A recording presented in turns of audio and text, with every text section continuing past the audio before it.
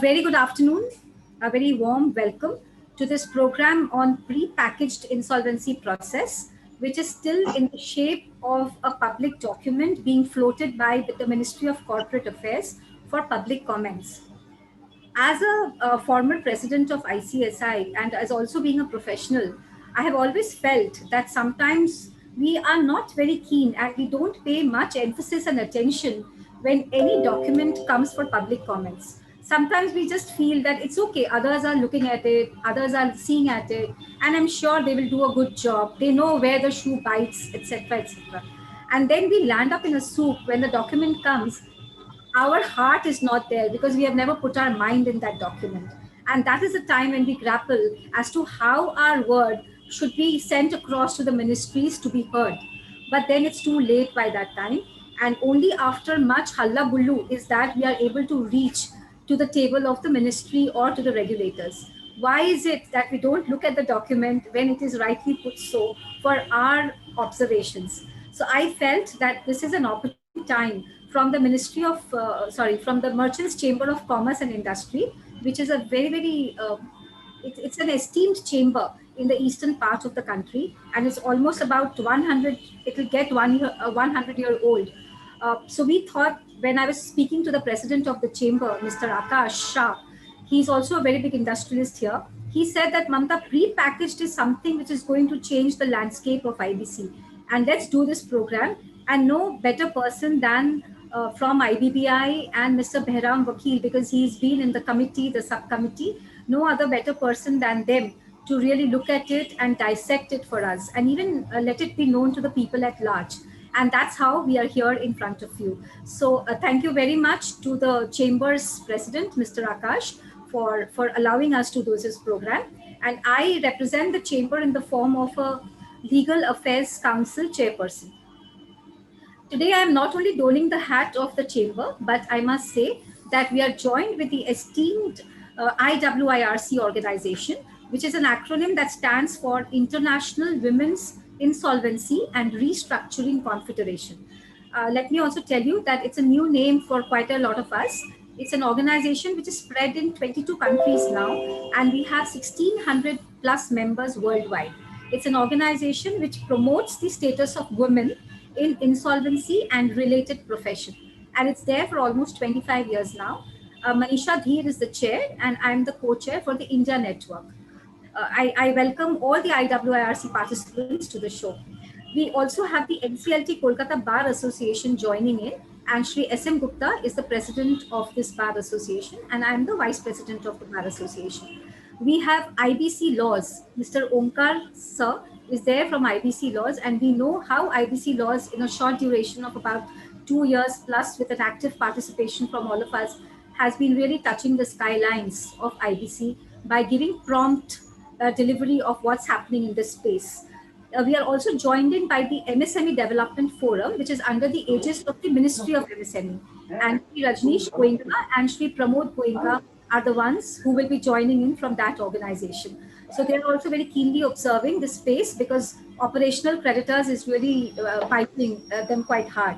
So they were very keen to know what's happening in this arena. I am also joined in by my co-chair from the chamber, Mr. Jeevan Chakraborty. He's Dr. Jeevan Chakraborty, and he's a consultant with Shyam Steel. So thank you, Jeevan sir. And just one, I will fail in my duty if I don't take two more names. That is, one is Mr. Munmun Banerjee, who's joined from the chamber, and she's handling entirely the whole thing, and Mr. S. Roy and S. Day. So with this, I welcome you all. And may I just request the seniority demands that Mr. S.M. Gupta may kindly speak for a minute or so to welcome our guests, and then we straight away go to Mr. Behram Vakil for his keynote speech. Thank you, Mamta. I will not take much of your time. Am I audible? Yes, yes, sir, you're audible. No, not much of. I'll take not take much of your time. All the dignitaries you have already taken their names, so I will not repeat. All the top dignitaries of the profession and of IBBI and of the chamber and all others connected with and concerned with this new proposed pre-packaged IBC and law under IBC process under IBC law uh, is before us. You are going to make a very good presentation, I am told, as usual. And Mr. Vakil is definitely there. I can only say one thing, that IBBI has been very forthcoming ever since the law came. Every On every event, on every occasion, they have come very fast to help the stakeholders, either by amendments into the parliament or by notifications or by clarifications. But no one can say that till today that IBBR is not listening. They are listening to everyone, whether it's RP, whether it's IRP, or whether it's liquidator, and they come very fast to help the stakeholders. That is one great thing about this institution and about this law. That's why it has been evolving so fast and so nicely, and it has functioned so nicely and so successfully. So congratulations to IBBI and all the stakeholders. Thank you, Mamta, for giving me this opportunity. I welcome everyone who is present here for this and wish you this success, great success in your presentation. Thank you. Thank you so much, Gupta ji. I think Gupta ji was welcoming Mr. Sudhakar Shukla ji from IBBI. Thank you, Sudhakar ji, for being there. Please accept the connotation in the form of a flower bouquet. And thank you for all the warmth of your smiles and the work that you do. Kudos to you, sir. Thank you. Behram sir, thank you so much. With a clarion call, you're there with us. It means a lot. It means a lot. Thank you for being so accessible, at least in the arena of knowledge and wisdom. No. It means Thank you so much. It's very kind. Thank you to all of you for this privilege. Really appreciate it, and to all of you who have joined in. I'm sure it will be a very interesting session. Certainly a topical issue that we are right in the midst of. And as Mamta said, it's good to give your feedback in a timely manner, so that especially when the government and the regulator we have is so receptive. So always good to give your timely feedback. So I will just give a extremely brief uh, summary of yes, sir. what is envisaged, Yes, sir. because I know that all of you are experts, and I'm sure I've read it very thoroughly. Yes, sir. Just So allow me a minute's time to welcome Rajneesh ji also. Just please, I'll take half a minute of yours. please. Thank you so much, Rajneesh ji. बहुत shukriya. Thank you so much for joining in. And I can see with your clothes that it's very pretty cold in Delhi. Yes, yet. Rajneesh ji is from the Ministry of MSME. I know words will fall short to describe him and describe his veracity. But thank you so much, Rajneesh ji. It means a lot to us that you've joined in. He is also representing as the president of the MSME Development Forum. Rajneesh जी को request करो, ममता कलकत्ता फिर कब आएंगे, बहुत दिन हो गया. He is the top boss of MSME, so we want him back to Calcutta. आइए फिर एक बार. इनवाइट किया, मैं जल्दी आ जाता. जल्दी आइए. So let's thank you, Rajneesh ji, Sudhakar ji, and let us hear Behram sir, and then we'll come back to all your good selves. Yes, Behram sir, thank you for that blending of moments. No, not at all. Not at all. In fact, that it all started with MSME. If you Yes. remember, in the finance minister's speech, she had said that we should start the pre-pack process with MSME. And that was the whole idea, because that was way back, I think, 6, 8 months ago, when we were in that very unfortunate situation. And given the very vital role that they play, both in terms of our economy, GDP, and of course, most importantly, in terms of employment. We know that the vast majority of that comes from the MSME sector. So I'm quite sure that whatever solution is found will cover all parties, including MSMEs, with the blessing of the MSME sector and the ministry. So, going back to it, the idea was that you have the flexibility and speed, because we have all seen now that the faster the process works, the more efficient it is, the better the recovery. And again, as I keep saying, that even more so in the MSME sector.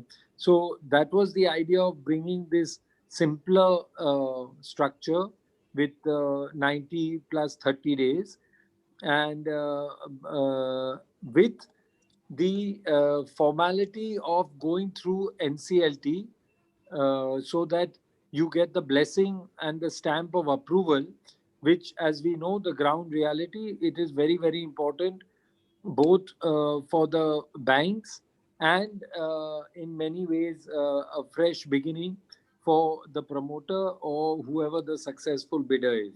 So that is the goal post. And frankly, right from day one, from the BLRC days, when we had all those discussions with UK, which was the main law that we found appropriate for India, and then of course with the changes that were required in the Indian context, we found this pre-pack process was a very attractive one. It took them more than 10 years to come to it, so we knew that it will be phase two, but now, God willing, within 4 years we don't have luxury of time, so we are moving much faster, and I think it's a very appropriate time, and we do hope that it comes through in the next budget parliamentary session. So with that, what I'll say is that you have the biggest change is that you have debtor in possession. The promoters are not dispossessed, and but the creditors are still in control. And the reason I say creditors are in control, because a lot of the key decisions are still taken by the creditors. All the section 28 decisions are still taken by the creditors, and the RP, of course, is there in a more supervisory role. This time he's not taking over and he's not in charge, because the debtor stays in possession. So his role is slightly diluted, though it is still an important supervisory role. So debtor in possession with creditors in control. That's the way I would describe it. And the first stage, if I break it up into phase one and phase two.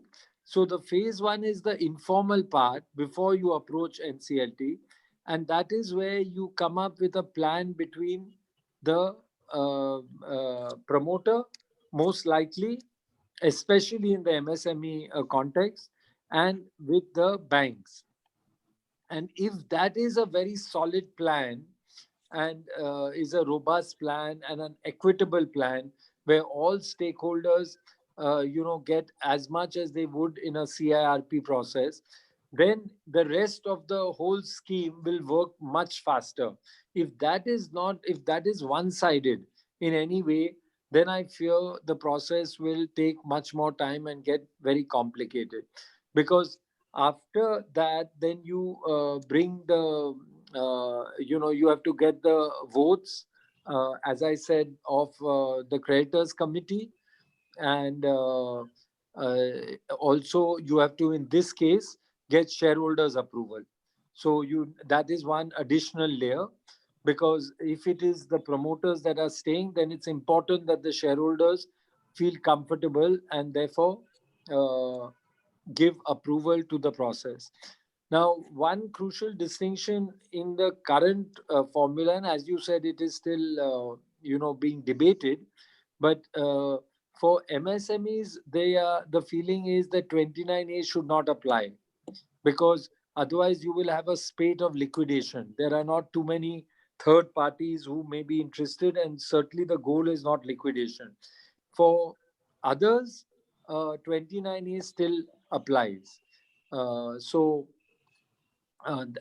With that, the next step after that, once you get these approvals, shareholder and creditors committee, then unless you pay 100% to operational creditors, you have to go for what we are calling the Swiss challenge.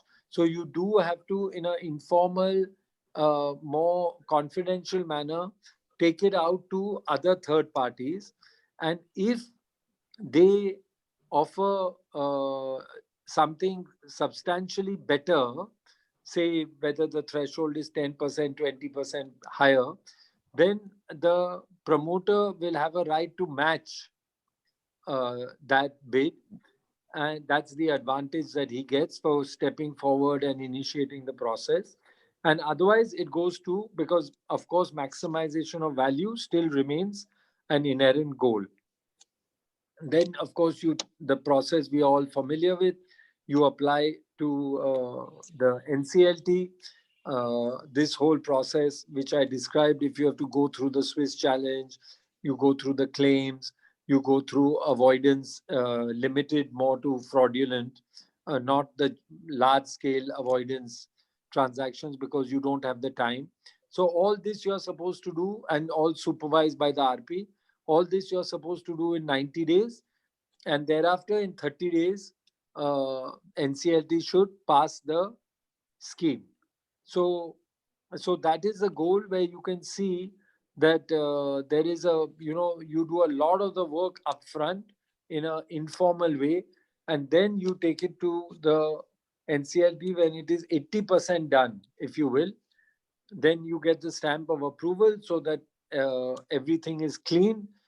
Banks also have absolutely nothing to worry about, and you come out revitalized on the other side.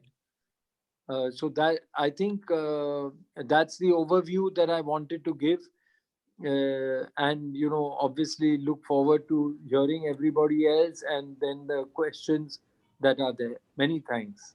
Thank you, Behram sir. Only one, I think you gave an overview. In fact, in an overview, you gave us the entire, both in a Sagar, Gagar mein Sagar, ya Sagar mein Gagar, it was like that.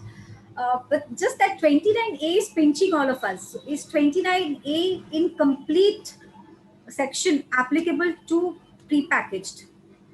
The complete section is applicable. Except for MSME.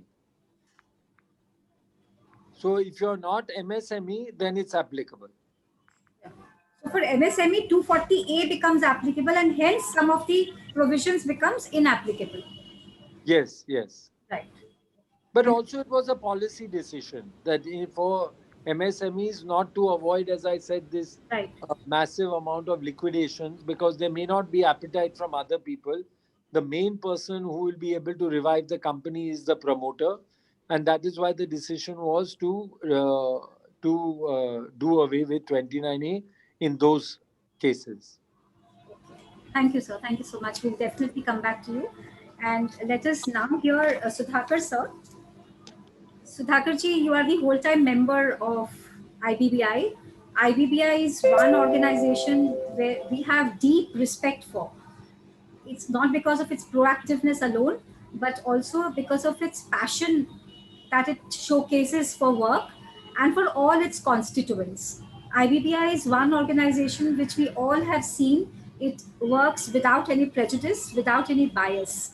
And its fastness and proactiveness is something which has become a URP or SRP or URL of IBBI. So we are very grateful that you have joined in from IBBI. In spite of not being too well, you still have taken out your time. So we are grateful to you for that, sir. I give it to you now. Thank you very much. And at the onset, let me thank this Merchant Chamber of Commerce and Industry and Calcutta Bar for organizing this program, which is more opportune in the sense that pre-pack discussion paper is already on the website, and last date for submission of comments is 22nd, which is near. So one has to see it with urgency. And I also thank Mr. Behram Saab for such an excellent opening remark, because once you engrossed in the technical paper, it is very difficult, it becomes very difficult to summarize or prepare the gist out of it. So he wonderfully, he has been member of the committee headed by Mr. Sahu, and his contributions are very much reflected in the pre-packed paper, which is on the website for comments. So I thank him also. for his contributions during the meeting and today's presentation. Now, having said that, job for me has become a bit difficult also, because if a member of the committee itself says something is so lucidly, it becomes a bit demanding how IBBI should respond to this, basically.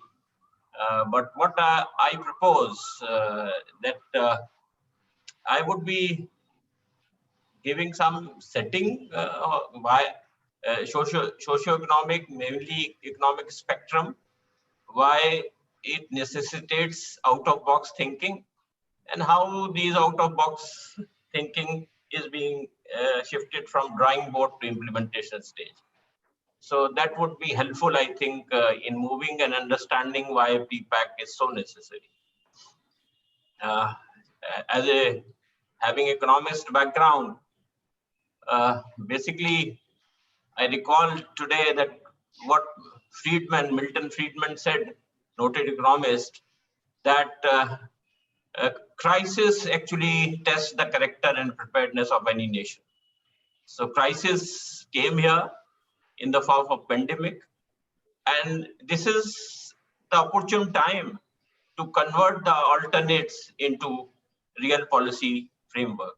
So we are lucky that alternatives we were working before the commencement of COVID. So today we are well prepared that alternatives can be rolled out in swift manner. If you see the pandemic induced difficulties, there is a demand and supply disruptions in the real sector. Real sector turmoil can translate into real trouble in the financial sector as well. And that will bring us back to the scenario of twin balance sheet problem from where we began 4 or 5 years back. So but the process is basically reverse. Like if we talk about contagion 2008, it started with the financial sector crisis and moved into real sector. And now it is just reversed, that real sector crisis is now staring us in the financial sector, and more problem we see as we move forward.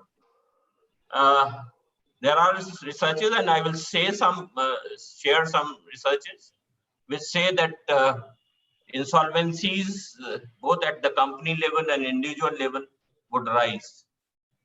And since there is a dearth of RA at this time of crisis, perhaps we have to see that CRP will not be in position to give the solution, because if RA is not there, resolution applicant is not coming forth, then who would be the taker of these distress assets? So that is why, and this actually, these 4 or 5 points which I mentioned, it spells out the need for alternatives such as pre-pack. We discussed eloquently by Mr. Behram Saab. Then we are also having a special package for MSME, cross-border and fresh start process. So all have actually crossed the drawing board stage and are at different stages of implementation, and it is government's call when and which sequence they should follow. I just want to deviate from what Mr. Behram said about MSME and this pre-pack.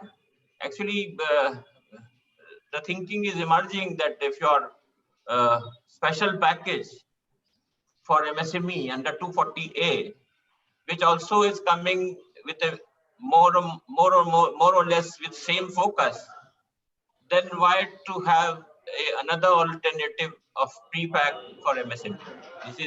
This is a point to ponder among the discussants and give some way out on this. Basically, we think that now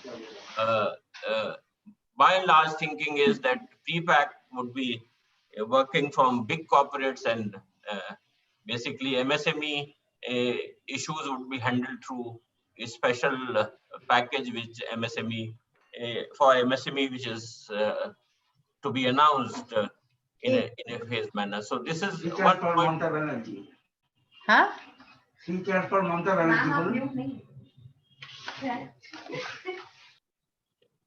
Shall I? Hello?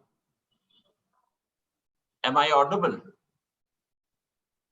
Absolutely, sir, you're audible. You're Yeah, audible. because I thought there was some disruption. Somebody called your name. So, so this is one issue, MSME being covered through special package and free packs being extended to only large corporates. So this is one issue. And also the second issue related was that if pre-pack is available, then only one of it can be utilized at a time. It is not that you waste time with the pre-package and then you say it is not workable, we should go to CIRP. Or we can move the application both ways, that CRP and pre-pack should run in parallel. So that possibility in the discussion paper is ruled out. Regarding the economic setting, which I mentioned in the beginning, there are report, IMF report of October 2020, which says that global GDP has contracted by 4.4% in 2020. And RBI's recent December report has projected that India's GDP will contract by 7.5 in 2021. But if we go by what data we have, V-shaped recovery is already on the card. And also the FPI and stock markets are buoyant at this stage. So we hope that many of the problems may be addressed by the economy itself instead for asking for intervention from the side of the government. In terms of buoyancy in corporate sector, actually, you see RBI's report again of December 2020. They have pointed that though there is a green shoot, but private investment is still slack and a matter of concern. So private investment is not taking off. So that could have repercussions for growth and also insolvencies. And if we also see the data which they have released, the moratorium benefits, who has availed so far. So they are saying 31% of corporates and 78% of MSME customers have availed moratorium benefits extended by the RBI. So this is a big number, and this also points towards the stress which is under carpet right now. And if you see the sectoral issues also have been raised by some scholars. Actually, they are saying it like at macro level, everything could be like even out. But you see the sectors which are in trouble, basically auto industries, FMCG, airlines, IT, textiles, real estates, and cement and steel, etc. Then the picture would be different. And again, the appeal from various forums, including the G30 report, which again came recently, says that you have to have a sectoral approach to deal with the crisis and the insolvencies. CRISIL rating, if you see, again, December 2020 report says that we have ebbed the credit in terms of credit ratio in the recent past. So it's 0.54 is the credit ratio, which is really alarming, and it is all-time low.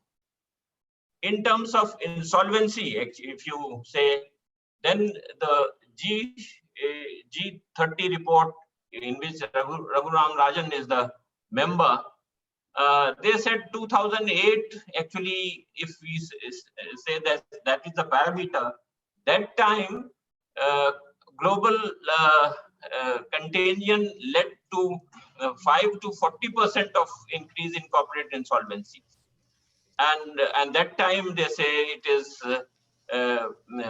ratio of corporate debt to GDP was only 73%. Now the corporate debt to GDP ratio has increased to 91%. So if this huge increase has happened, and this gives them a cause of fear actually to say that these insolvencies would be much higher than what happened in 2008. IMF report says SMEs are in big trouble. Insolvencies may triple from 4 to 12. And this is the July 2020 report. We are waiting for the fresh one. And similarly, Alliance Research says globally insolvencies will increase by 35%. In IBBI also we tried to do some analysis. Can you mute your mic, please? People who are joining in, may I request you to please mute their mics? Please shift them to the panel. ये recovery petition मिल गया ना तो इसमें mention कर दो recovery disposed of recovery petition file okay ठीक है मैं लिख दूंगा May I request all the people who are joining in to please put yourself on mute. Please put yourself on mute. Sudhakaji, just give us a minute. We are going to shift them out the panelist list. A very cool thing, but you can mute them. I think Yeah, I know. जो भी देखे चाहे मैंने कहाँ से लिया उस समय पता नहीं चलेगा. So we actually have to close the registration because we are close to 300 now. इस सर को चेंज करके दूं? Just 1 minute. Yes. May I request all of you to please put yourself on mute. Okay, I can do it in fact. Yes, sir. Thank you. Thank you. But this is on webinars. This problem always comes. So otherwise, we are mentally prepared for distractions. No, not at all, sir. Please continue.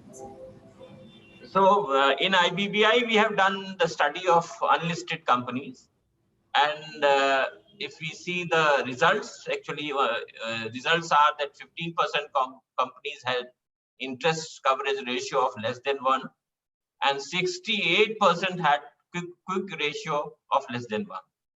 So quick ratio being less than 1 gives you some clue that inventories are rising in the unlisted companies which we have studied. So this is a pointer that these insolvencies are undercover, and maybe they rise as soon as the moratorium and other instruments which have been enforced for suspension of 7, 9, and 10. Then things may emerge in actual basis. And again,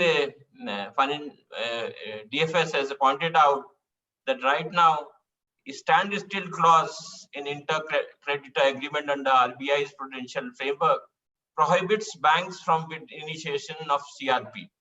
However, insolvencies will rise once the special dispensation is withdrawn.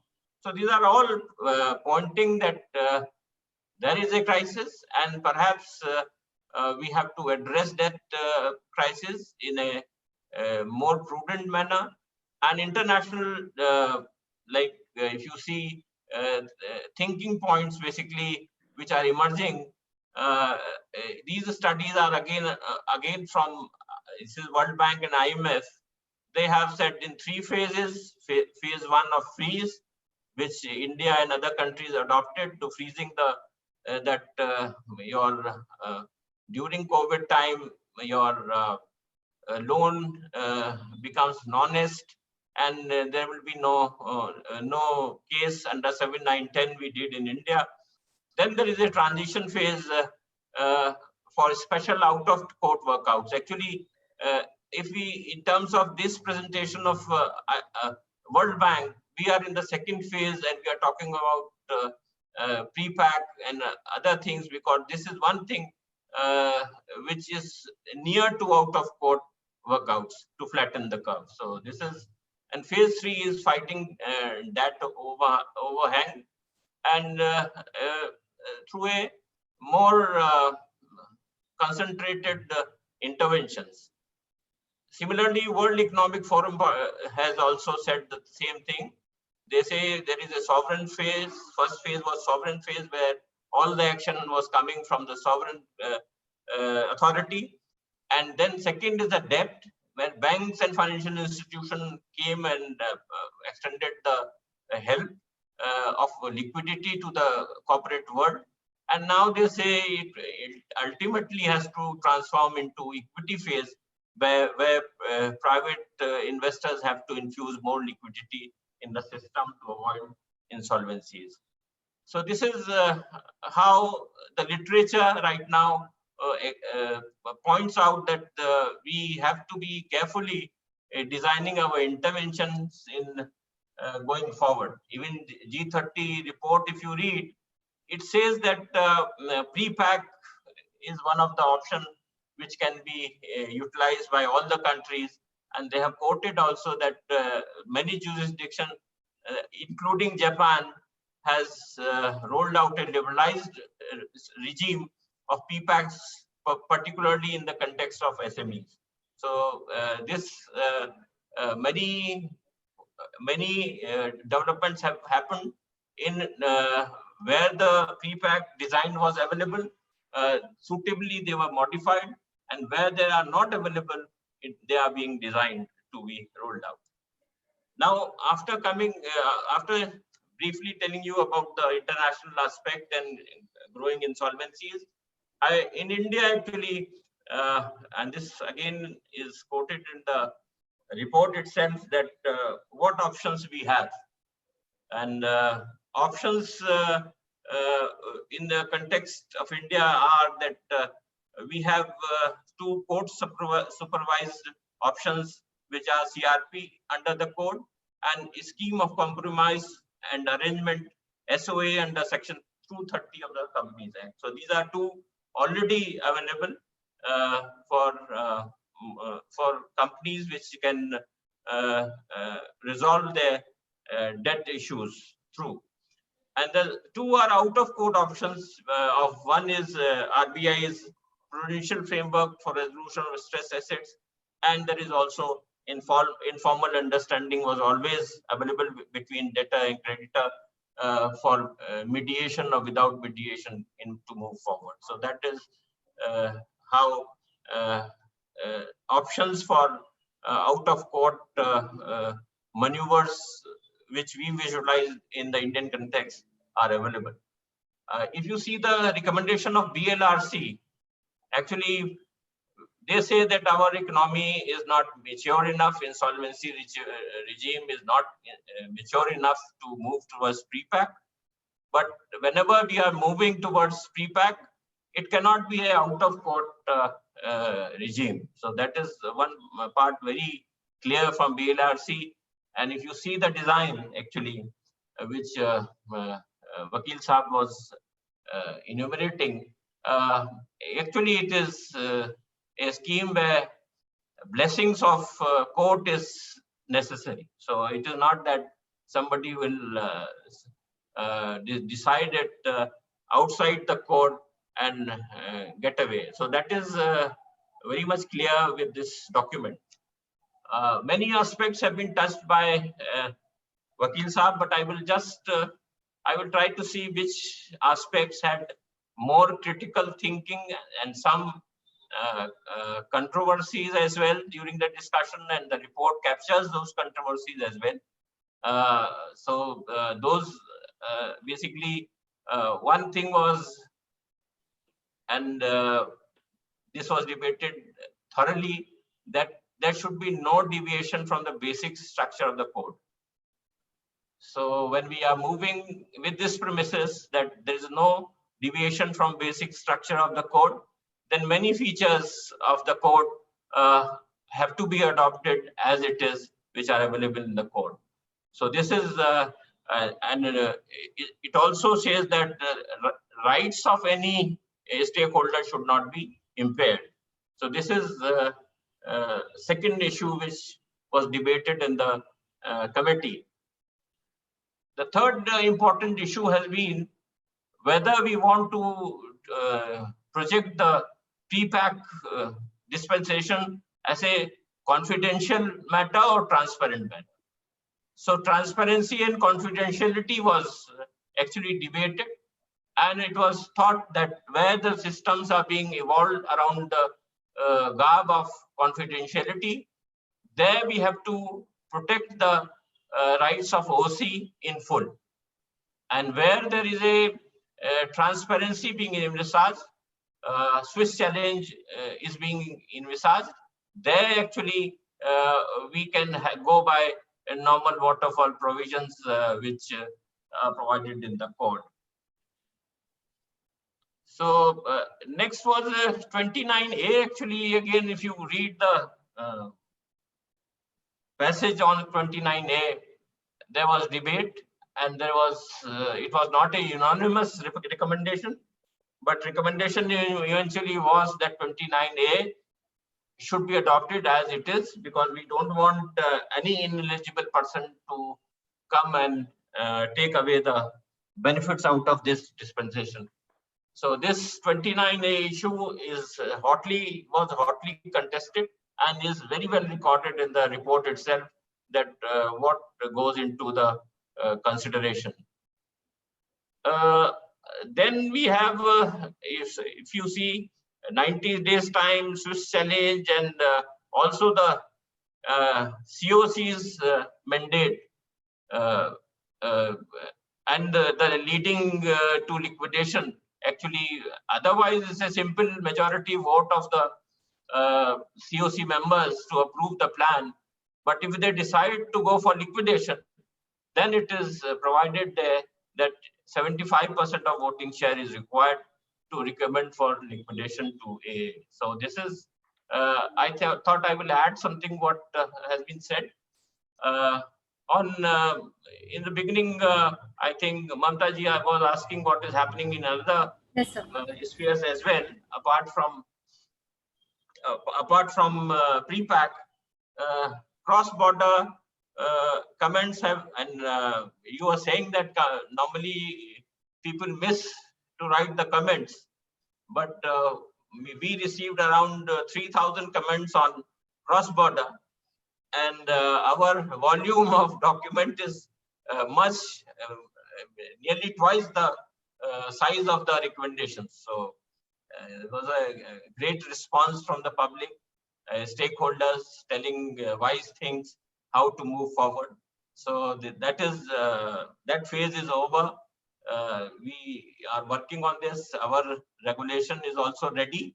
If and whenever government gives the green signal, it can be moved towards Parliament for necessary changes in the code.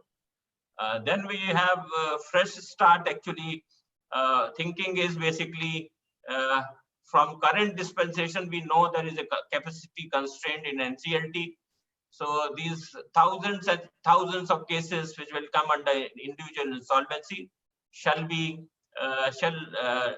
not burden the NCLT as such. So thinking is, and recommendation is to deal it administratively in-house in IBBI itself through debt advisors in the field.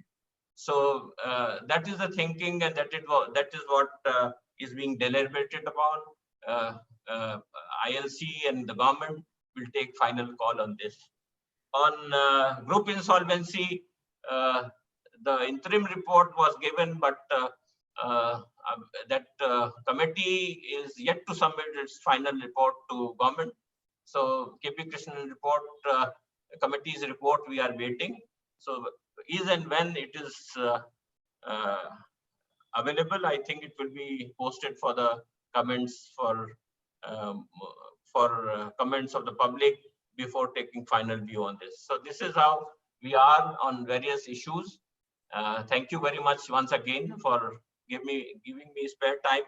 I think I have taken much than what it was warranted, but I thought these are the important issues. No, Sudhakar ji, thank you so much. Getting into the subject and diving deep into it, we can do it anytime.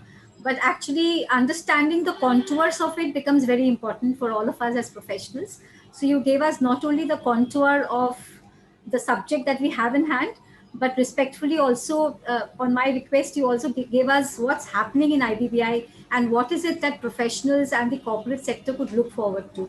So you, this dealing it administratively was quite an exciting fact that we got to know. Though even I was listening about it for a pretty long time, that fresh start could happen that way. But I think that will be amazing for a country like us to have it this way. I think our country is really known for innovations. Our country believes in what the Honorable Supreme Court had mentioned, that if we don't innovate, we die before the God tells us to die. So I think we don't want to die before the Almighty calls us upstairs. So we are really innovating quite a lot. And today is anyway a historic day. Joe Bidenji is taking the mantle of a historic nation.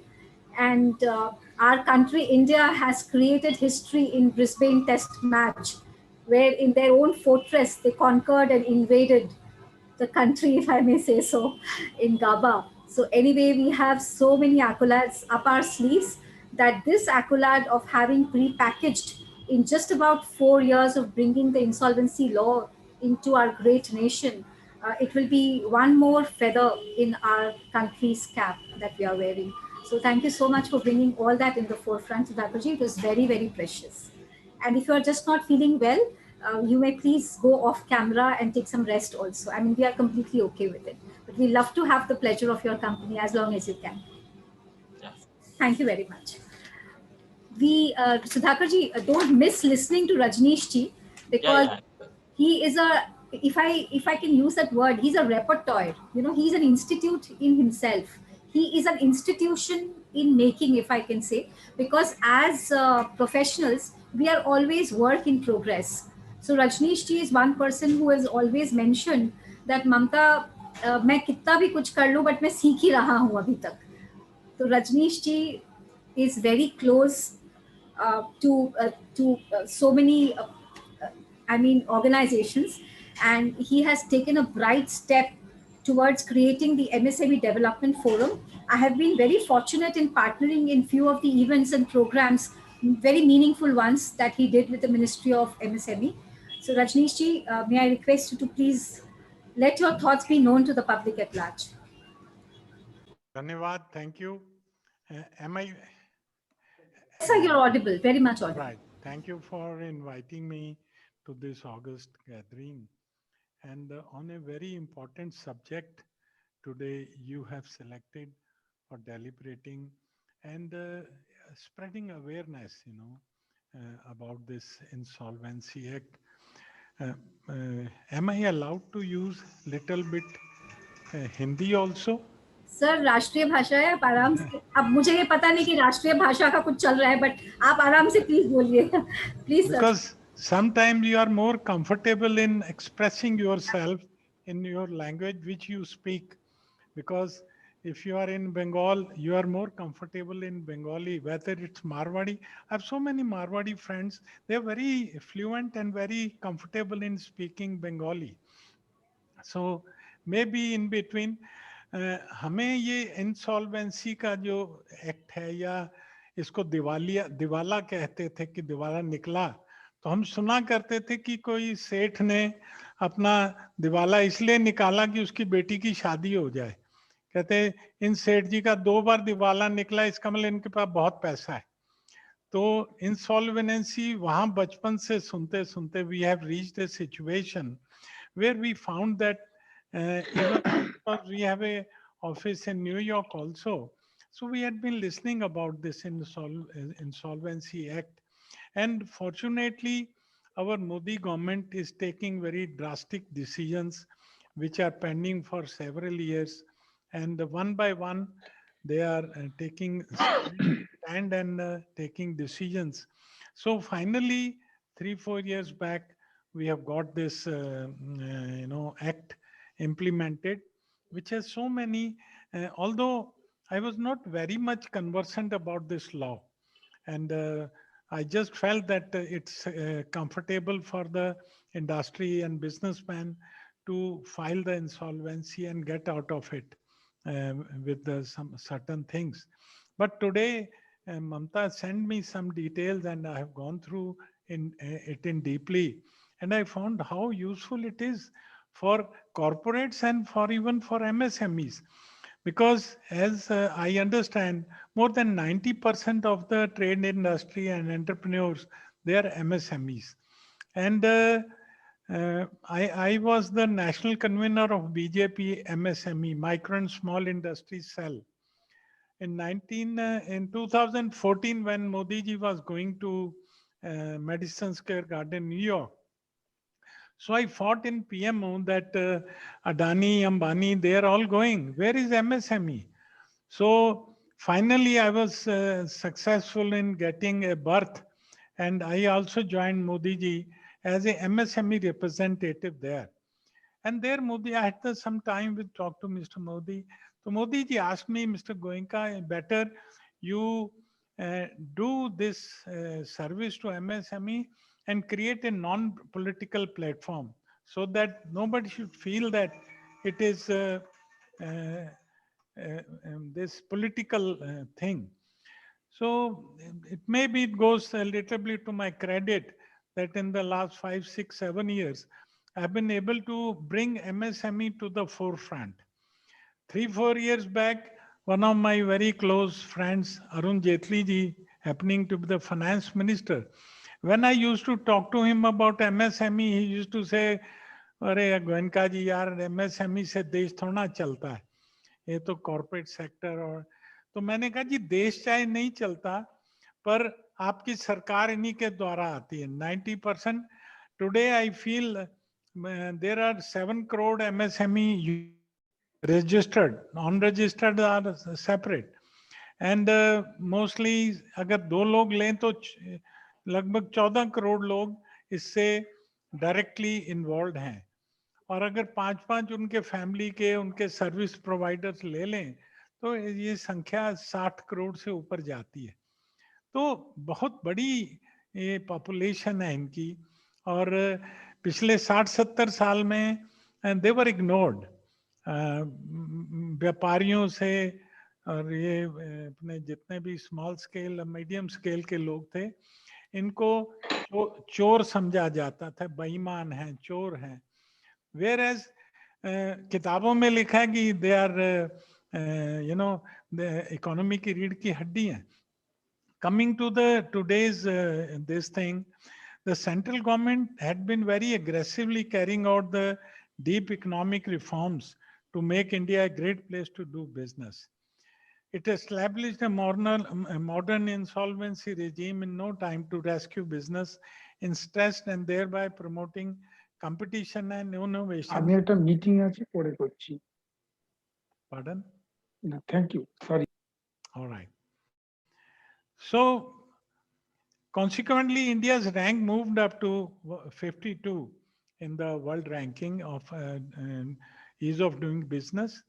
And government made a stress on improving conditions, ease of doing business in India. So many laws, I think, I used to say every day 1 or 2 laws had been removed, and more than 1,400 laws have been removed. So ease of doing business and Insolvency Act is also in that direction of making comfortable the industry and business people comfortable, and when they are in stress they have some outlet, the gateway to get out. And MSME primarily, government took so many initiatives to help MSMEs. They changed the definition and they brought up to 250 crores. They can be now MSMEs, and starting from 5 crores, they have done it 250 crores. In this pandemic, more than 3 lakh crores were initiated for improving the condition of MSMEs. And so many other benefits because you all are very intelligent, knowledgeable people.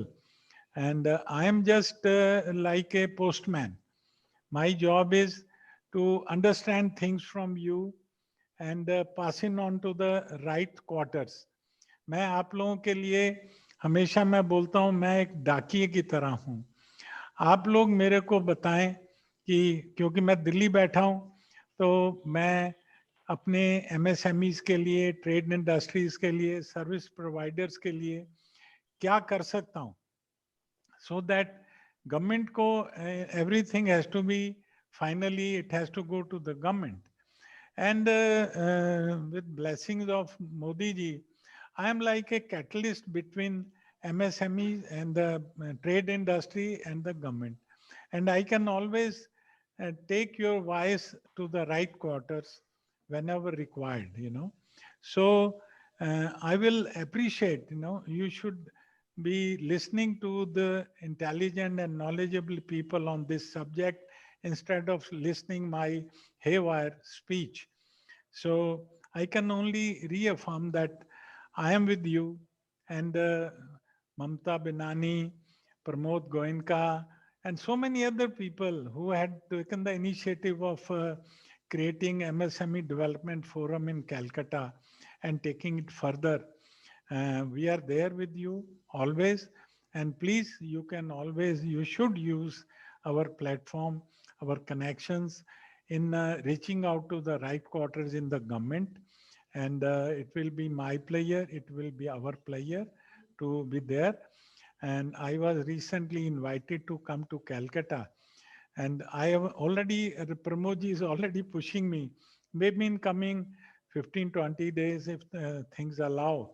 I will certainly, I always love to come to Calcutta because of Calcutta is the second Rajasthan for us, and so lovable people, so affectionate, so helpful.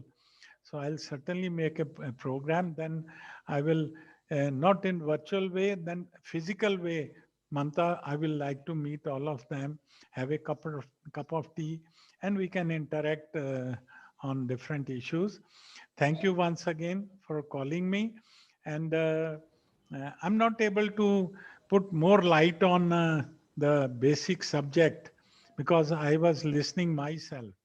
And I will interact with the intelligent, known people, knowledgeable people to pass it on to North India also. Thank you once again. So nice of you. Thank you, sir. Thank you, Rajneesh ji.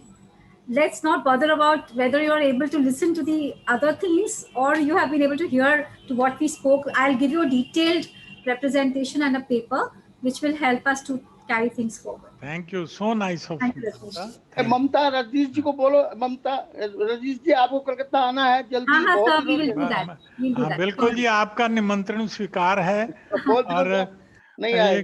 Covid में कोई बुलाता ही नहीं है. You are the first person to invite me. Thank you. आप आइए please. So nice. So, Sudhakar ji, Rajneesh ji, please allow us to now move on to the presentation. And if your time permit, you may please remain with us, or else we'll also email the presentation to your good selves. I have another webinar with I can understand. American Embassy. Sure. If I finish, I'll come back again. Sure, sir. Thank you so much. Thank you, sir. Thank you so much. So, friends, we have from IWIRC, Madam Manisha Dheer, who is the chair for the India Network. Manisha ma'am, if you like to say something now or maybe towards the end as you choose to do that. We must say that we had about 300 participants joining this webinar, and we would like to make it, of course, more meaningful. And I have prepared a presentation, so please allow me to share it so that we can actually, I hope you're able to see this. Jivan sir, can you please put a thumbs up if you're able to see the presentation? You're able to, okay. Thank you, Sudhakar ji. Thanks a ton. What is this pre-packaged insolvency resolution process? Now it's about 5 o'clock. We aim to finish at 5:40 or maybe 5:30. This pre-packaged insolvency resolution process is sometimes people are mistakenly also saying as pre-arranged or insolvency resolution process. Please always remember that there is a difference between pre-packaged and pre-arranged. Now, these two words, as pre-packaged or pre-arranged, what exactly it means? It means that before we enter the CIRP arena, which is the formal arena, we do a lot of work at the back of it. Or before we enter it, let's do all the work and then we get into the formal process, more so towards an engagement with the COC formally, and also getting a formal blessing of the Honorable NCLT in the form of an approval from the adjudicating authority, so that when that formal approval is in our bag, there is no one to question the veracity of the resolution plan. So therefore, this pre-packaged insolvency resolution process was conceived with the basic objective that CIRP for all kind of CIRPs, be it for a small company or be it for a large company, is very time taking. And whenever there is a passage of time, it becomes an expensive process.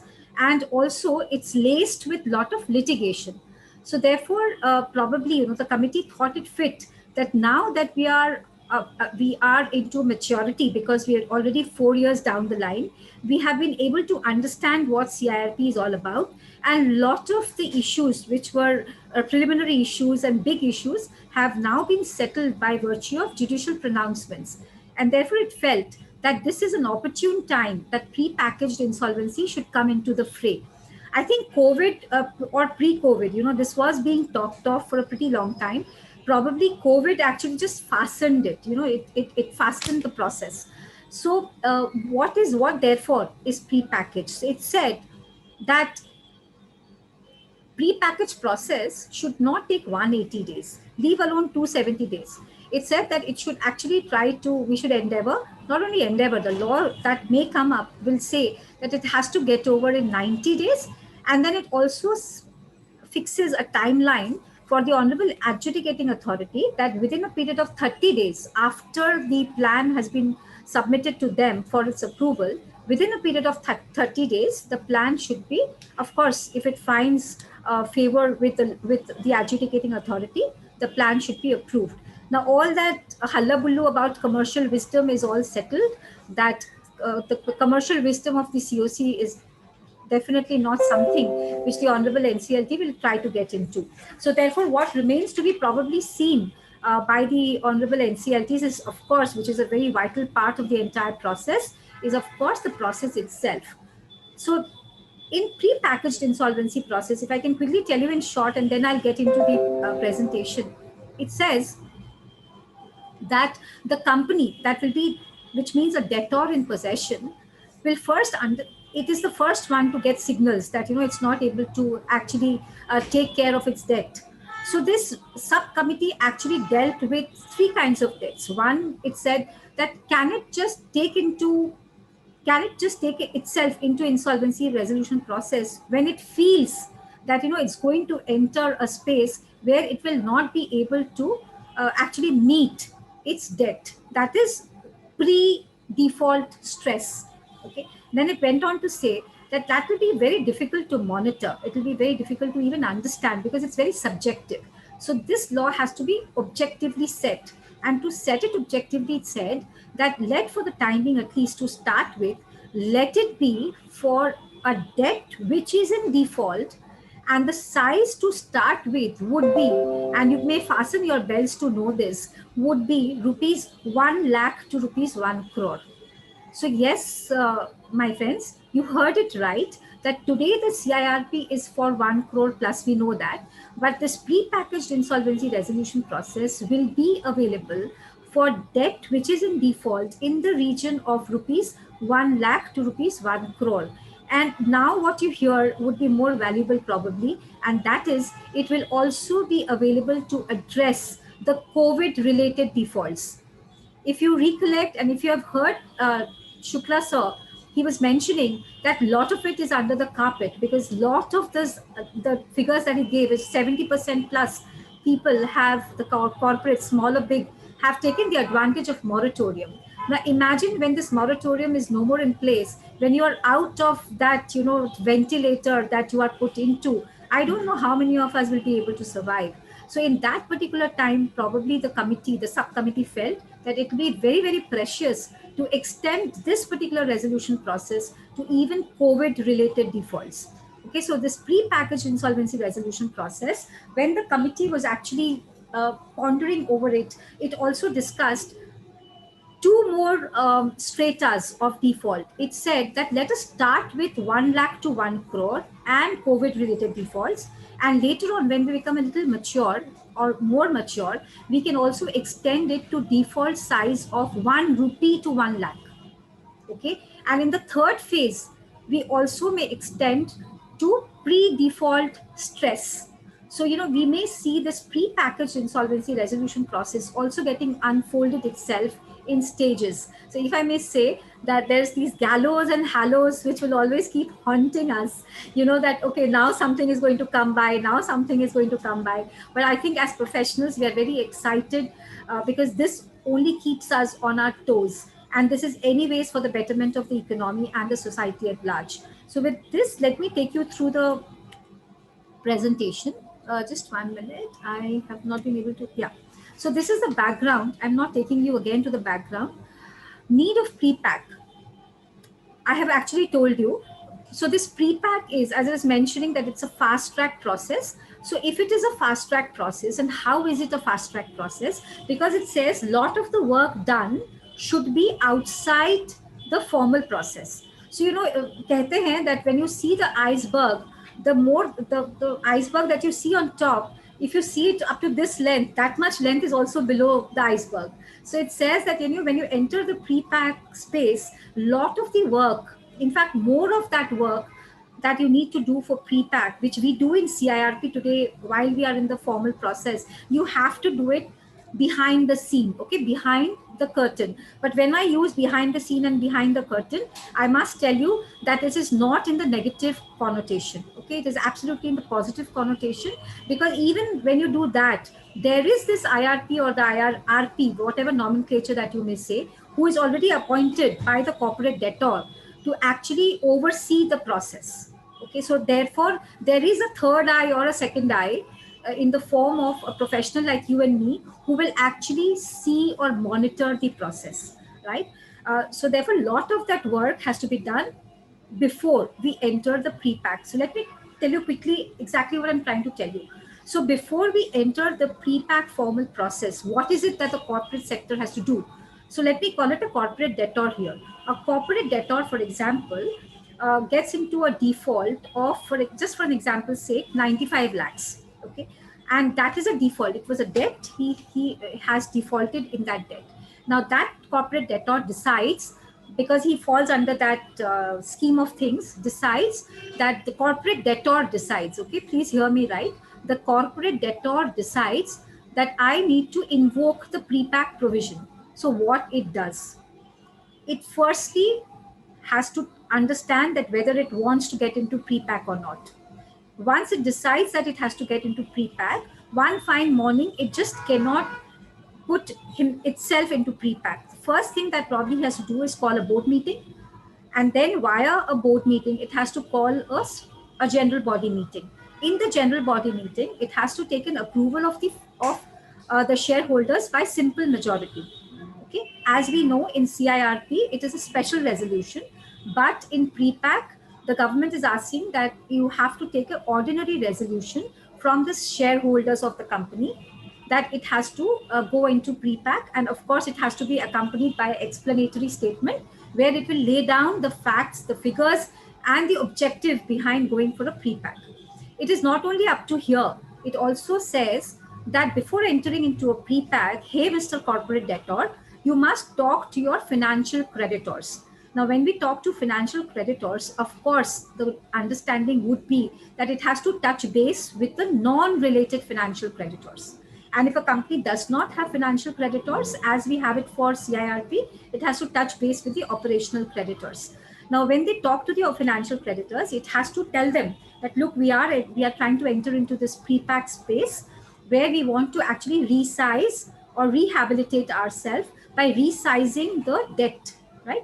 So it takes into confidence the financial creditors. And when it takes into confidence, the financial creditors may also, there are two ways it does. it may informally say that, hey, we are okay with it, right? So when we say informally, even then, it is expected that the financial creditors amongst themselves, not a COC, because it is still not into a formal process. So when it is outside the formal process, I cannot give it the nomenclature of COC. So the financial creditors in itself, they form a group, in whatever name that you call it, and they pass a resolution by a simple majority that, okay, we are okay with this pre-pack, right? So they may actually vote. If they vote, it is called a pre-arranged pre-pack.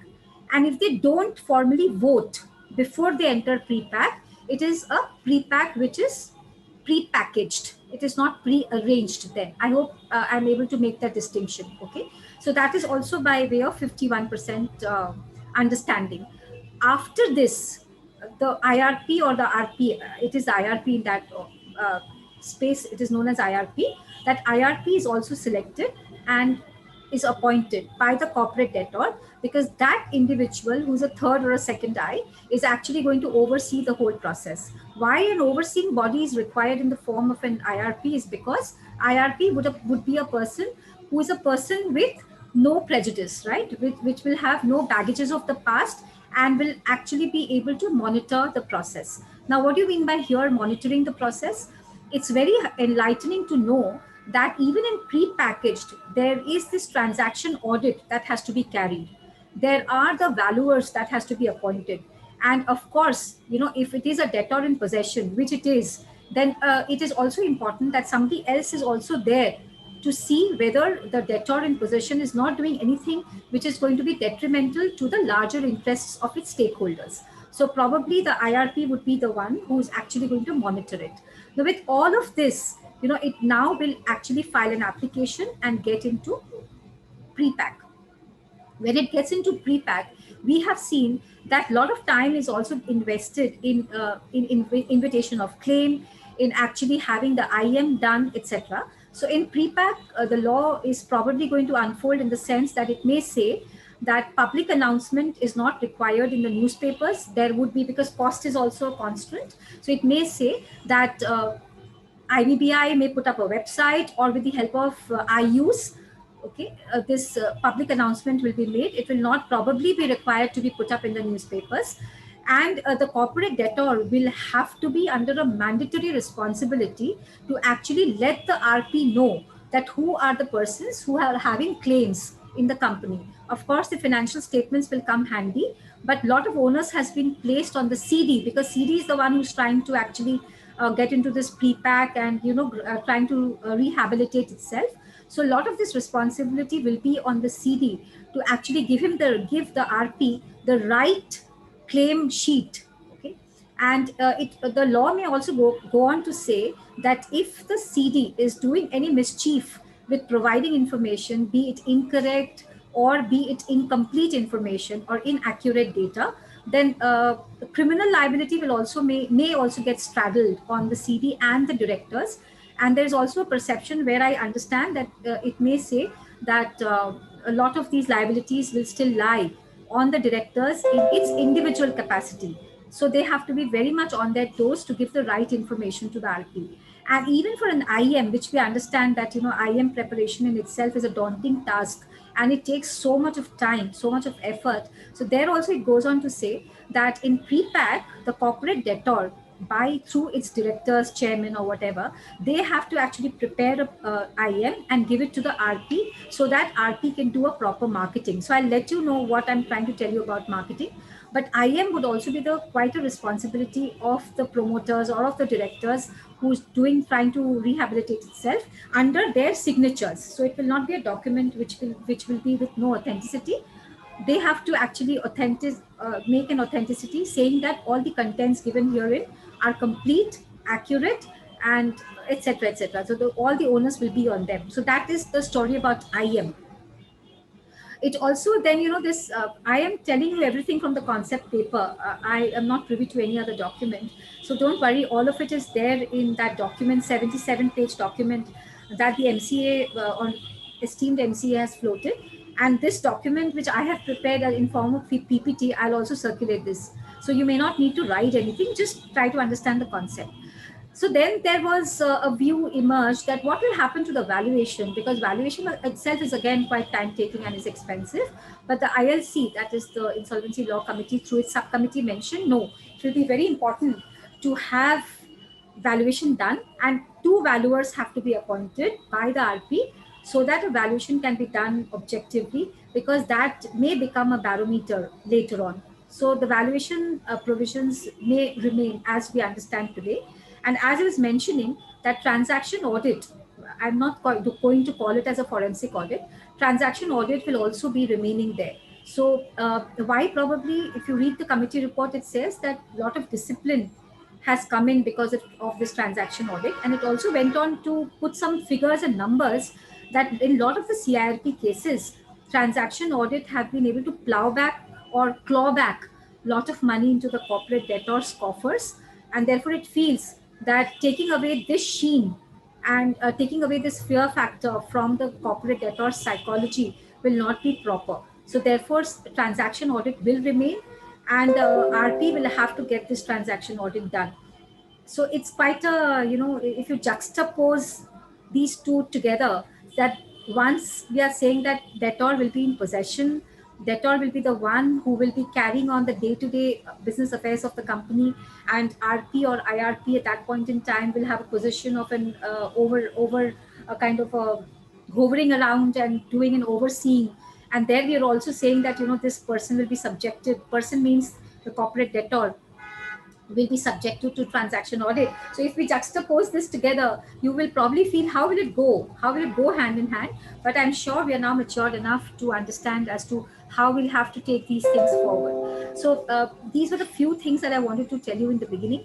And I also wanted to say that, and please hear me right, this is something which I'm probably saying with a lot of responsibility, and Mr. Shukla may correct me if I'm going wrong, that 29A in its entirety is applicable to pre-pack. Section 29A in its entirety is applicable to pre-pack. And if you see the concept note, it actually has had a serial discussions that should 29A be removed, should 29A be kept, and if it is being kept, should it be kept in its entirety? And a lot of these discussions has taken place. And what I understood by reading the discussion paper is that there was a vote where it said, because there was divided votes, and then by majority it was said that no, 29A should be there in its entirety, because 29A has brought lot of confidence into the system, lot of discipline into the system. So we do not want to disturb it. Shukla sir, please modify me if I'm going incorrect. No, you're right. Actually, the concern was that 29A has come to a long way in deterring the ineligible promoters to get the company back. Yes. So it was thought that finally that this should be. And again, when we said it has to be as per the basic features of the code, this was also deliberated, that 29A is definitely a basic feature, that ineligible candidates should not take away the assets. Thank you, sir. So taking it forward, as I was mentioning, so this corporate debtor, he gets into a default of 90 lakhs in this example that we were talking of. So he decides to go for a pre-pack. Why he decides to go for a pre-pack? Because he feels that I can rehabilitate myself. My cash flows is only going to support maybe 60 lakhs, and I want to be in the mainstream. I don't want to just vanish away with liquidation. So therefore, he understands pre-pack, and therefore he pinpoints on an IRP, and he decides to invite the IRP. Then he also gets into that resolution of its members. He connects with the FCs. In the FC's meeting, he also bounces off the name of IRP that he has appointed in.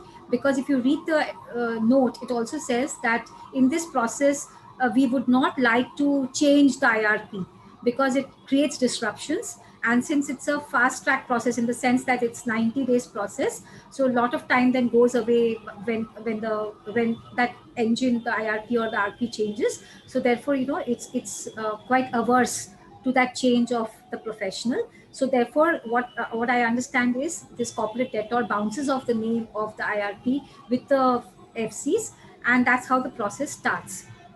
IM is prepared when the RP, when it actually gets formally triggered.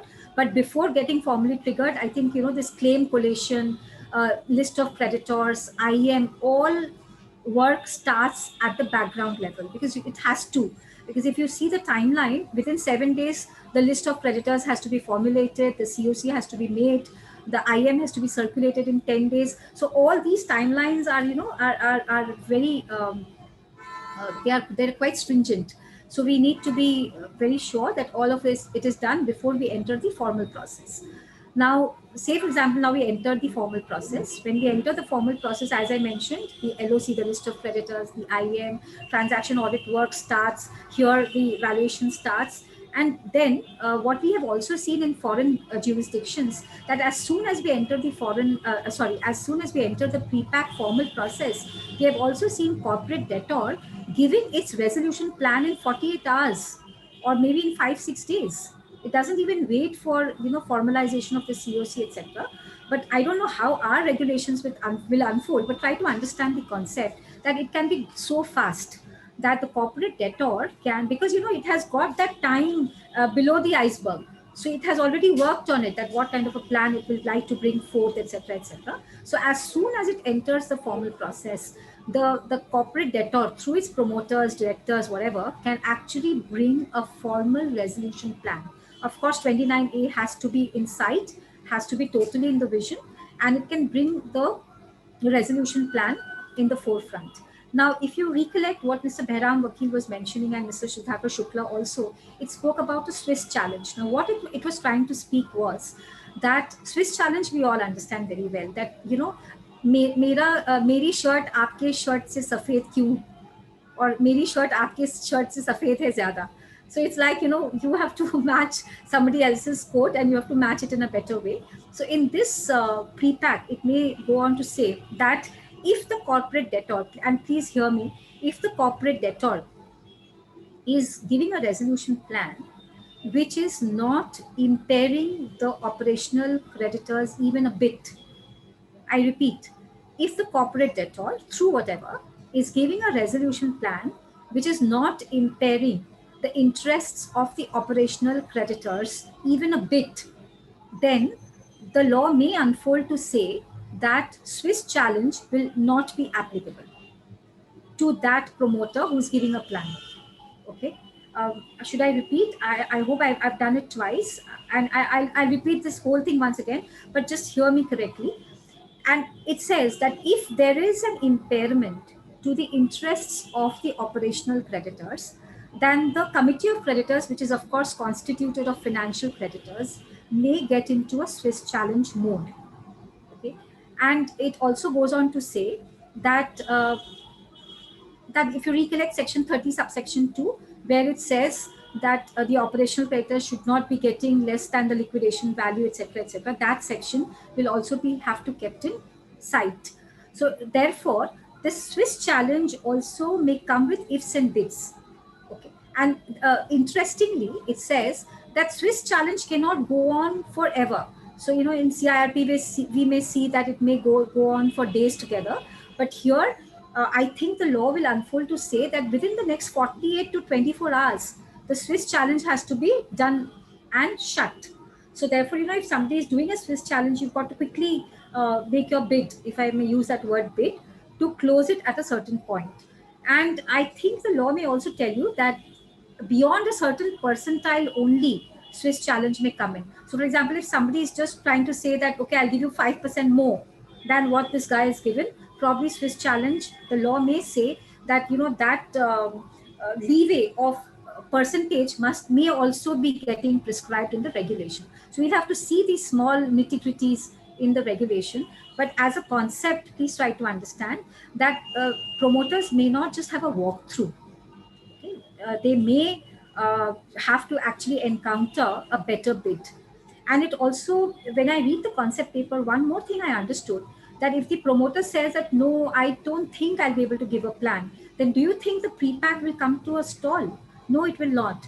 The committee of creditors, that is the financial creditors who are constituting the committee of creditors, may also talk to an outsider who could be an investor, who could be a person who is wanting to run that industry, So in whatever format it could be, that they could speak to someone, and even without entering into a formal process, even they could be doing their homework as the corporate debtor would be doing before entering into the formal space. So even the COC, in its they have all, because anyways that was a time when it is informal, they could also start talking to their own set of people whom they probably know could be interested, to even tell them that, you may also like to put in a plan. So therefore, there would be this competing bids, because if you read the objective of the code is definitely maximization of value.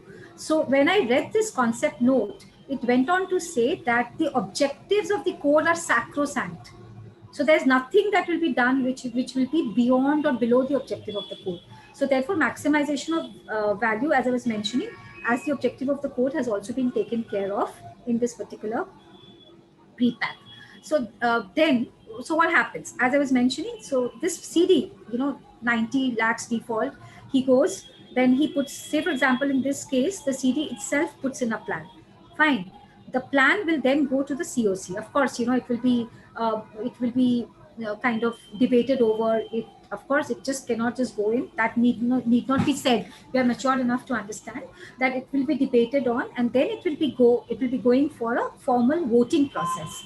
In this voting process, it will be very interesting to tell you that 66% of the COC, if it approves, then the plan goes through. Now, this 66%, I think I'm correct. And in front of Shuklaji, I cannot even muster the talent to say something which I'm not too sure. But 66% of present and voting. So that's a very interesting concept that I could understand when I read the paper. So 66%, and if you're hearing me quite right, it is 66% of the COC, which is present and voting. Okay, so present and voting concept has really come in, and we have seen an NCLAT judgment also, but we are not using that in CIRP because we are not using it. Okay, we are talking about pre-pack, where in the concept note it says that the COC with 66% present and voting, if it approves the resolution plan, then that resolution plan gets through, and it then goes on to the table of the Honorable Adjudicating Authority for its approval. Now, say for example, this approval process is fine. It gets approved by the Adjudicating Authority also, and the case is resolved. Now, what happens if, and this is very interesting, and you may like to understand this a little better. What happens if the resolution plan doesn't get through? So which means the pre-pack falls through and the pre-pack goes towards closure. I'm again saying this. What happens if the resolution plan does not muster the 66% present and voting threshold? What happens?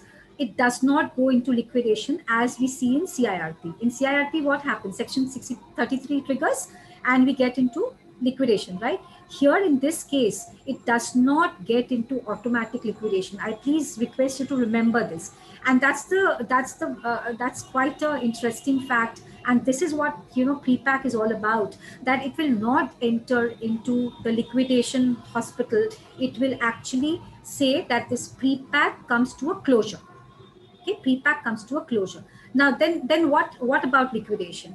So the pre-pack says that if the COC feels, even at the beginning of the process, feels that no, this is an apt case of liquidation, and liquidation is only going to bring respite to this corporate debtor, or liquidation is the only way of rehabilitating this corporate debtor, then it says that 75% of the COC has to vote in favor of liquidation. Now, this 75% is not present and voting. This 75% is of percentage is of the voting, of the total voting space, right? Of the total voting percentage, as we do in CIRP. I hope you'll be able to recollect what I said. 66% is of present and voting. And of course, liquidation is something which the government is saying that requires mustering of higher percentile of vote. So it goes on to say 75% of the total voting percentage. Okay. So even in the beginning, if they decide that this case needs to go for liquidation, it can do by 75%, or else later, of course, it is open. But pre-pack if a resolution plan is not coming through, it does not go for automatic liquidation. It just goes for a closure. Now, 2-3 more things. One, CIRP and CIR pre-pack cannot go on together. It cannot just go on together. If CIRP is going through, then pre-pack cannot be triggered. If pre-pack is going through, CIRP cannot get triggered. Number one. Number two, it says that if pre-pack, for example, just closes, then can we not trigger CIRP? We means, of course, the aggrieved parties or even Section 10 application. The answer to this is yes. If pre-pack falls through and does not achieve its target of resolution, of course, anyone who's aggrieved can take the company through the CIRP mode. Of course, the CIRP threshold will have to be kept in mind, which is 1 crore plus. So therefore, that's something which you have to keep in mind, right? And third important thing would be that in CIRP, we are aware that 1 year time lag is there. So once CIRP, and if that corporate debtor again has to be taken into CIRP, the cooling period would be of 1 year, 12 months. But in pre-pack, I think the concept paper is talking about a cooling period of 3 years. So these are few of the vital things that I wanted to say. Pre-pack is a wonderful combination of the formal and the informal process. And the best part about pre-pack would be probably its timelines. And it also very beautifully recognizes, this concept paper beautifully recognizes that more we are into CIRP, the destruction of value is much more.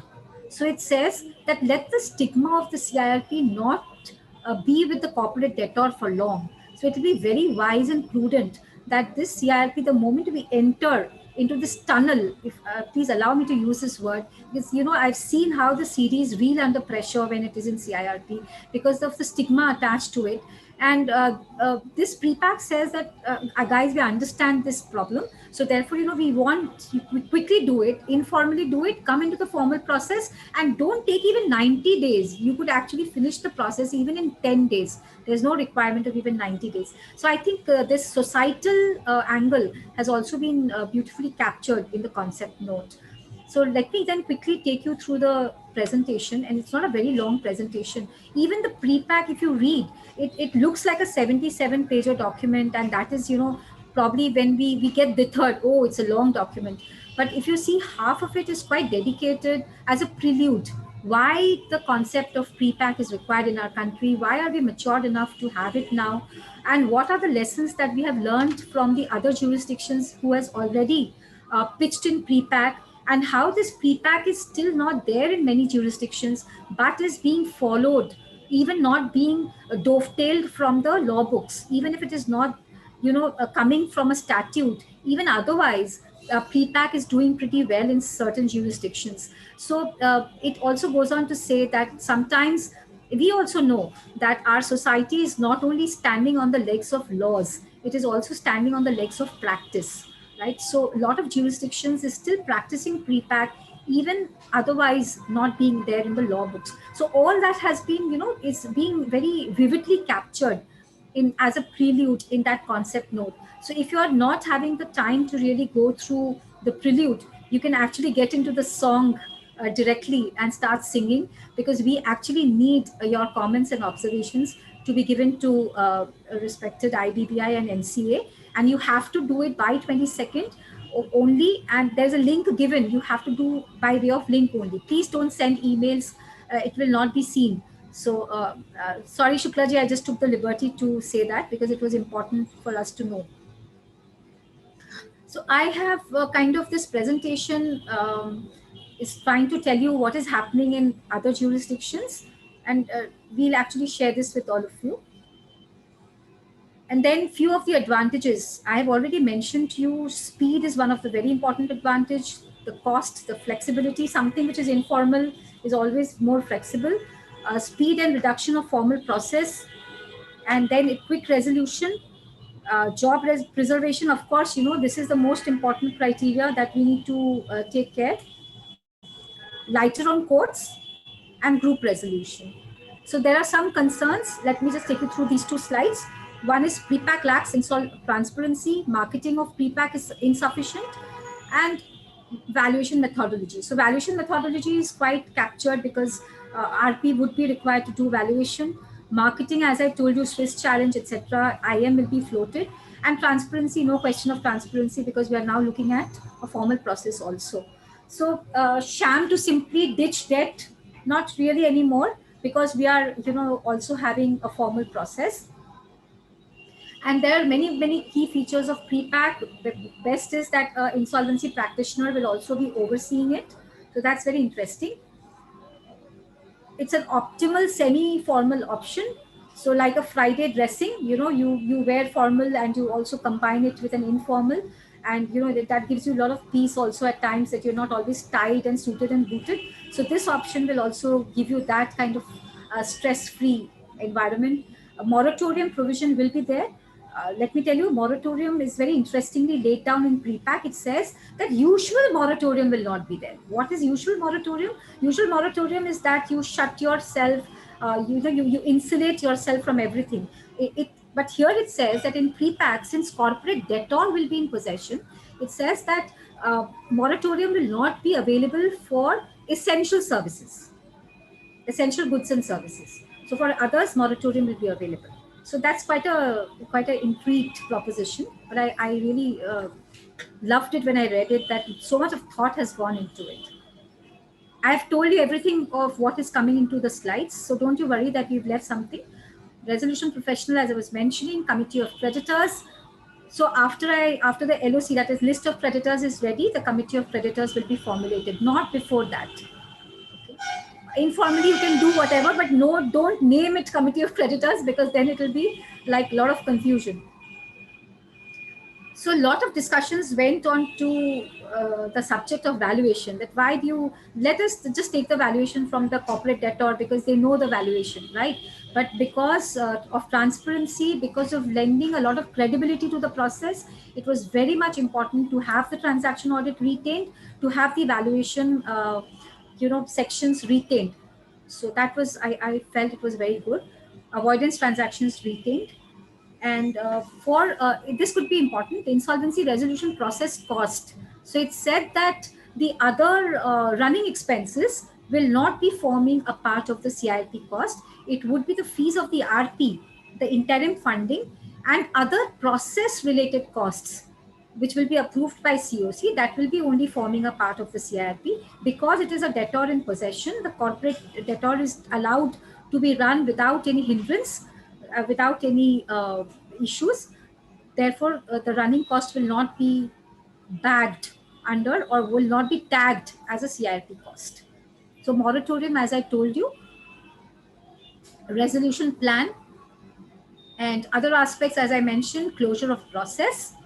And for the prevention of abuse, I mentioned that we'll have this transaction audit, we'll have a Swiss challenge, we'll have a valuation done. And it then also goes to tell us that Honorable NCLT's role and infrastructure is very, very important. Sudhakarji also touched upon it when it said that we are very much aware and very much cognizant of the fact that how this infrastructure is overburdened. And therefore, in Fresh Start, he mentioned about dealing it administratively. So NCLT's role has also been quite covered in the concept note, and said that we need to really pep up this infrastructure, and that is where we are. Let us all come together and strengthen the hands of not only the judiciary by being a responsible officer of the court, but also let's first strengthen the hands of the legislature by giving our comments well in time as to what we understand and what we look at it from our prism. A lot of times the legislation has its own, if I may say, limitations, but we as people who are soldiers of the country, as insolvency professionals are always known as soldiers. I also take the words of Dr. Sahu that we are frontline workers. We are there in a very serious business of bringing the corporate sector, the LLP or whatever, in the forefront, back with life. So we are also endowed with a lot of responsibilities. Let us take these responsibilities very seriously and also give our comments and observations on time. So thank you very much to all of you being with us. Mamta? I don't know whether, yes, sorry. Can I take one moment? I've specially come back. Sir, so honored that you're back. Please. Right. MSME Forum wants to present this memento to you on a virtual way. Thank you so much, sir. Thank you. This is for you, Oh, Banerjee, for organizing such a grand event my and God. very useful. Thank you. Thank you, Rajneesh. It comes such as a pleasant surprise to all of us. Right. Thank you. Thank you, Rajneesh. Bye-bye. Thank you for the honor. Right. So, Sudhakarji, may I come back to you if you would say something about the contours that I've just tried to outline, and if you feel something that should have been said more, I please hold over the baton to you. No, thank you very much. It was a very comprehensive and good presentation. It captures the spirit of the concept paper which has been floated. But since you have allowed me to come back, I want to add a few things actually. One thing is basically on Swiss challenge you said, and Swiss challenge, many questions are there on that. So Swiss challenge is market value maximization is very much embedded in the concept, but it is more of a concept which is disciplining the CD. So the focus is that CD should not go haywire. He should give the credible plan to approve. Otherwise, this dagger of Swiss challenge is hanging. So it is more to discipline the CD. And if in Swiss challenge he loses out, again he has the opportunity, if he quotes 10% more than the Swiss challenger, he can still retain the CD. But this is again, if you are giving your plan credible and workable at the first go, perhaps the Swiss challenger may not come at all, because that is one way of disciplining. So I thought that part was a bit missing there. And when we drafted this report, actually, Behram Saab and Sahu as chairman, actually this was a time of peak of COVID, actually. So what default we are talking actually 1 lakh to 1 crore is the earlier limit of 1 lakh which was available under IBC, and the 1 crore which was revised due to COVID times. So now COVID times and COVID relief package is coming to an end actually in March, most probably, because it was initially up to 1 year, it was extended, and 3 months, 6 months it was rolled out. So now with actually COVID behind us, we are also feeling a bit shy to call it a COVID response. Basically, then it becomes a credible response of the market, and without COVID also, it has a lot of justification to run through the process of pre-pack before the normal CRP or like. So these money limits thresholds which we are talking, and very much recommended by the committee, in the changed circumstances, may government take a relook, I think so, because if COVID times are over and this is a important instrument, then designing aspect should not concentrate on the COVID. So this is just a note of caution. It may happen, it may not happen, but this is how we perceive. And the third, many questions are coming on avoidance transaction, what is being done, and there is again a deliberation, the split vote, because we were thinking all the time that time is too short to go for the avoidance transaction in full. So maybe only fraudulent transactions should be under the consideration. Committee's wisdom has been to keep the avoidance transaction in full. And reasons are also very obvious, because it is being litigated right now in various forums, whether avoidance transaction can continue after the any resolution plan has been approved and CD has been closed. So this litigation also may take it otherwise, that you are in one case you have allowed already that only fraudulent will come in. So it will lose value there.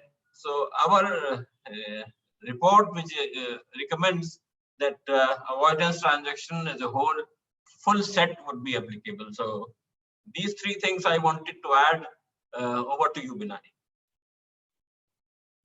Thank you, Sudhakarji. So, Sudhakarji, are we saying that this threshold of 1 lakh to 1 crore may change when the final? No, may change means I'm saying it's a again a market voice. I'm telling you, it is not.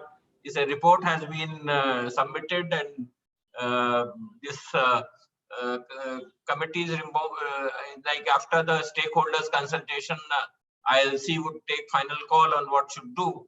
But lot many people and market stakeholders are saying that it should not be seen as a COVID-related intervention. It should be overarching and should be part of the code anyway. Yeah, understand.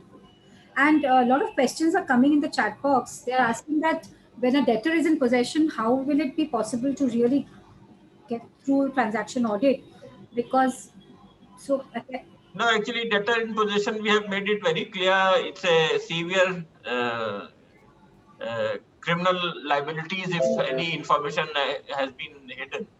So those deterrent are inbuilt in the, if you read the paper, it has a cover section. There are penal provisions. If you are hiding information at any point of time, it is unearthed that you have not given the claims properly or balance sheet properly, or something is hiding there. So we have kept the onus on the promoter himself that he would be criminally liable, and directors would be criminally liable if wrong information is furnished. So that is deterrent. Otherwise, in 90 days, how you will do? So this is. You are taking the thread from Shuklaji to my esteemed participants. I also wish to say that only the serious and non-willful kind of people will actually come for pre-pack, because then they will be knowing that, look, we cannot play fool with the system. So only genuine people will actually be then, excited about this pre-pack, rather than all those people will automatically get shunned off. So I think a very big purpose has been served with this draft paper. It really shows us the path ahead. And I personally, I'm quite vouching for what has been written about transaction audit, about valuation, and about all these things. Shuklaji, we are really excited. I hope that we get this in the budget. Yeah, because we are also, because this is next generation reform which was due, and it is coming along with other due, which I already told. There are 2-3 things which have not been implemented so far, or implementation strategy was not known. So cross-border is one, where implementation strategy was not known. It was one-to-one MOU, but now we are talking about unilateral code to be signed and get access to all the jurisdiction. So we are also excited if those recommendations go through. So surely we hope that these all will be coming soon. Thank you, sir. Madam Munmun, there are about quite a number of questions and answers.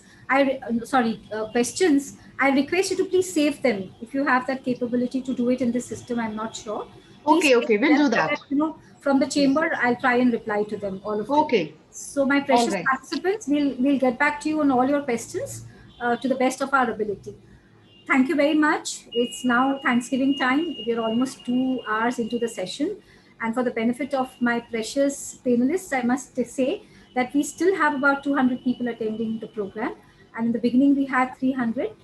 So numbers are not important. Why I say this is because it just shows that how people have been eagerly waiting to understand from the horse's mouth. Sudhakarji's presence today is from the regulator's side, and it's very, very important to understand first-hand information. And I think it's only because of him and Mr. Behram Vakil, and of course from the MSME Development Forum, Mr. Rajneesh Goenka, that we could see such a fantastic participation. Now I must request Mr. Gupta, you want to say something? No, I just want to say that Yes. your presentation has been so wonderful, and it is so detailed that Thank I was watching the presentation point to point and minute to minute. Such a good presentation you have made in such a short time. Wonderful. Thank you Thank very you. much. Thank you, Guptaji. Thank you. God bless you. Thank you, sir. So, Jiban sir, who is the co-chair and a very erudite person, as I was mentioning in the beginning, that he is a consultant to Shyam Steel. Jiban sir, may I request you to please propose a formal vote of thanks? Yes, thank you, madam.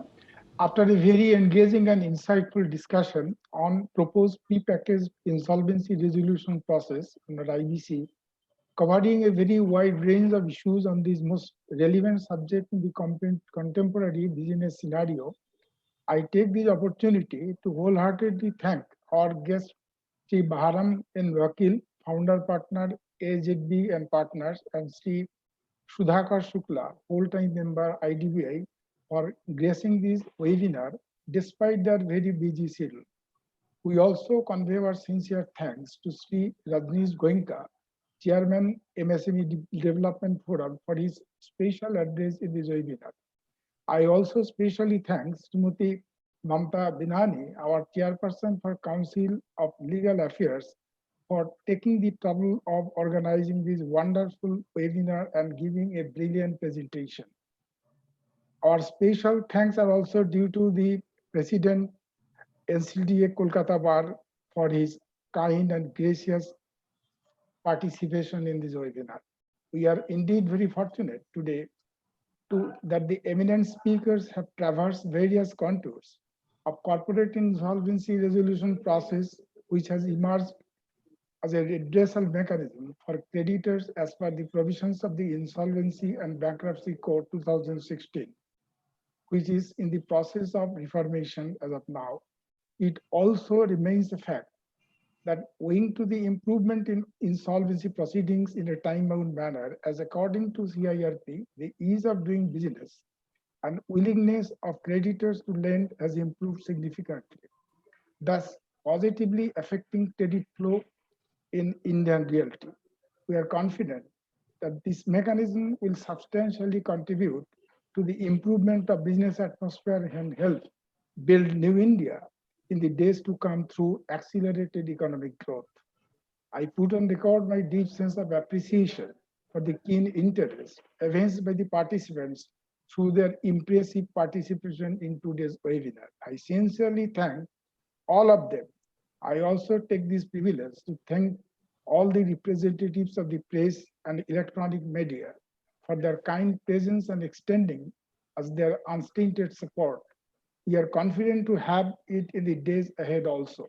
With these few words, I express my heartfelt thanks to the members of our chamber, friends, business associates, and also the officials of the NCC for their gracious presence in this webinar. I now propose a hearty vote of thanks for Sri Bharam N. Vakil and Sri Sudhakar Shukla and all other distinguished guests, and request you all to carry this with acclamation.